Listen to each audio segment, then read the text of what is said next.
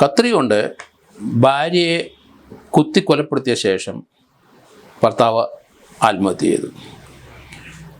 കൊല്ലം കുളത്തുപ്പുഴ സ്വദേശി സനുക്കുട്ടനാണ് ഈ പ്രവൃത്തി ചെയ്തത്. സനുക്കുട്ടൻ്റെ ഭാര്യ കുളത്തുപ്പുഴ ആറ്റിൻ കിഴക്കേക്കര മനുഭവനിൽ രേണുകയാണ് കുത്തിക്കൊലപ്പെടുത്തിയത്. മനുവിന് ഈ മനുഭവനിൽ രേണുകയ്ക്ക് ഭർത്താവിനോട് സ്നേഹമൊക്കെ ഉണ്ടെങ്കിലും ഭർത്താവിന് വലിയ സംശയമാണ്. 2 കുട്ടികളുമുണ്ട്. കുളത്തുപുഴക്കാരനായ സനുക്കുട്ടൻ ഭാര്യയെ എപ്പോഴും സംശയത്തോടെയാണ് കണ്ടത്. കഴിഞ്ഞ ദിവസം വീട്ടിൽ തമ്മിൽ വഴക്കുണ്ടായി, കുട്ടികളുണ്ടായിരുന്നു. പെട്ടെന്ന് ഇയാൾ കുട്ടികളെ മാറ്റി നിർത്തിയിട്ട് മുറിക്കകത്ത് കയറി ഇവളെ വലിച്ച് മുറിക്കകത്ത് കൊണ്ടുപോയി വാതിലടച്ച് കുറ്റിയിട്ടു. അതിനുശേഷം കത്രിയെടുത്ത് അവരുടെ കഴുത്തിലും അവരുടെ പുറത്തും വയറ്റിലും കുത്തി. കുട്ടികൾ കിടന്ന് നിലവിളിച്ചു, ബഹളമായി, നാട്ടുകാർ ഓടിക്കൂടി. ഇയാൾ വാല് തുറന്ന് ഇറങ്ങി ഓടി അടുത്തുള്ള വനപ്രദേശത്തേക്ക് പോയി കഴിഞ്ഞു. നാട്ടുകാരത് കണ്ടു. ഏതായാലും രേണുകയെ അവർ ആശുപത്രിയിൽ കൊണ്ടുപോയി. കുളത്തൂപ്പുഴ പ്രാഥമിക ആരോഗ്യ കേന്ദ്രത്തിൽ കൊണ്ടുപോയപ്പം ജീവനുണ്ടെങ്കിലും സീരിയസ് ആണ് മാറ്റർ. അവർ കടക്കൽ താലൂക്ക് ആശുപത്രിയിലേക്ക് കൊണ്ടുപോകുന്ന വഴിക്ക് രേണുക മരണപ്പെട്ടു. കുട്ടികൾ അനാഥരായി, 2 കുട്ടികളുണ്ട്.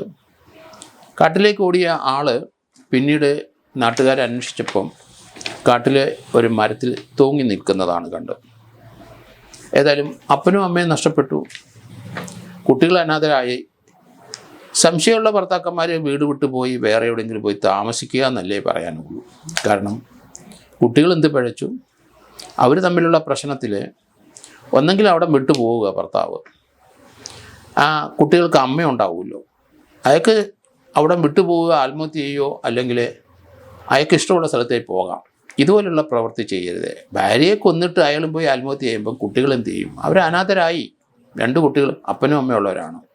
പട്ടിണിയായാലും പരിവട്ടമായാലും ശരി, ആ കുടുംബത്തിലെ അന്തരീക്ഷത്തിൽ വ്യത്യാസം വന്നു കഴിഞ്ഞാൽ ഇങ്ങനെ പരസ്പരം 2 പേരും മരിക്കാൻ തീരുമാനമെടുക്കുമ്പോൾ ഇതുപോലെയുള്ള കൊച്ചുകുട്ടികൾ അനാഥരാവും. അതുകൊണ്ട് അങ്ങനെയുള്ള പ്രവൃത്തിയിലേക്ക് കഴിവുള്ളിടത്തോളം പോകാതിരിക്കുക. ആരെങ്കിലും ഉപദേശം തേടുക. ഭാര്യയെ സംശയമുണ്ടെങ്കിൽ അതിൽ നിന്ന്, ആ സംശയരോഗത്തിൽ നിന്ന് പിന്മാറാൻ കഴിയില്ലെങ്കിൽ വീട് വിട്ട് പൊക്കളയുക. കാര്യം ഭാര്യ എങ്ങനെയാ ജീവിക്കട്ടെ, ആ ബന്ധം വേണ്ടാന്ന് വെച്ചാൽ പോരെ.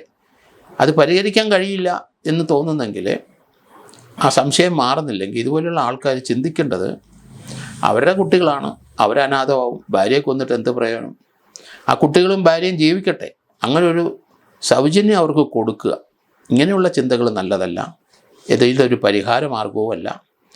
അങ്ങനെ സംശയമുള്ളവരും കുടുംബവഴക്കുള്ളവരും ആരും 3ാം സ്ഥാനത്ത് അല്ലെങ്കിൽ സോഷ്യോളജി പഠിച്ച ഒരാളെയോ അല്ലെങ്കിൽ ആരെങ്കിലും പഞ്ചായത്തിലുള്ള മുതിർന്ന ആൾക്കാരെ കണ്ട് ഒരു പരിഹാരം കാണാനായിട്ട് ശ്രമിക്കുക. നടന്നില്ലെങ്കിൽ വിട്ടുപോകുക എന്നല്ലാതെ കുട്ടികളെ ഈ രീതിയിലാക്കിയിട്ട് 2 കൂട്ടരും ഇതുപോലുള്ള വഴക്കും വയ്യാവലിക്കും പോകരുത്. ഭർത്താവ് ഭാര്യയെ കത്രി കൊണ്ട് കുത്തി അവരെ കൊന്നിട്ട് അയാളും പോയി കാട്ടിപ്പോയി തൂങ്ങിച്ചത്ത് കഴിയുമ്പം ഇതൊക്കെ എങ്ങനെയാണ് ആ കുട്ടികൾ സഹിക്കുന്നത്? അവരുടെ മുന്നോട്ടുള്ള ലൈഫ് എങ്ങനെ പോകും? അതുങ്ങളെ ആര് നോക്കും? ആര് സംരക്ഷിക്കും? സർക്കാരിനുള്ള സംവിധാനം ഉണ്ടെങ്കിലും ഇതൊക്കെ പരസ്പരം ഭാര്യയും ഭർത്താക്കന്മാരും ചിന്തിക്കണം. അങ്ങനെ എന്നിട്ട് മാത്രമേ ഇതുപോലുള്ള പ്രവൃത്തിയിലേക്ക് എടുത്ത് ചാടാവുള്ളൂ. കാരണം അങ്ങനെ ഒരു ചിന്ത അവരുടെ മനസ്സിൽ വന്നാൽ തൻ്റെ കുട്ടികൾ അനാഥമാകുമെന്ന് തോന്നിക്കഴിയുമ്പോൾ ആ ചിന്തയിൽ നിന്നൊക്കെ മാറും. പരസ്പരം വീണ്ടും ജീവിതം മുന്നോട്ട് കൊണ്ടുപോകാൻ കഴിഞ്ഞേക്കും. സാധിക്കാത്തവർ തീർച്ചയായിട്ടും ഒരാൾ പിൻവാങ്ങുക, വേറെ എങ്ങോട്ടെങ്കിലും പോകുക എന്നല്ലേ പറയാൻ ഒക്കുള്ളൂ.